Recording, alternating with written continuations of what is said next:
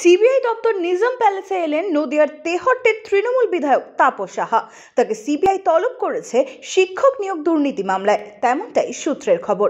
নির্ধারিত সময়ের 15 মিনিট পরে নিজাম প্যালেসে প্রবেশ করলেন তাপস।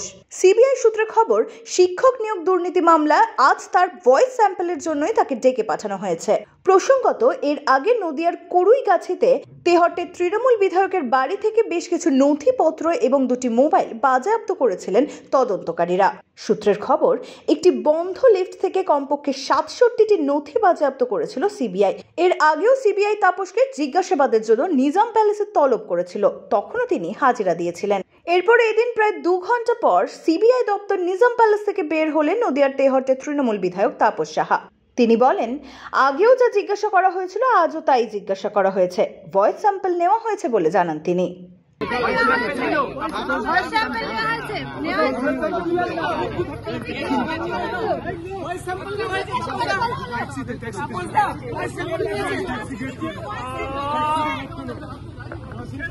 ব্যুরো রিপোর্ট, এক্সপোজ বার্তা।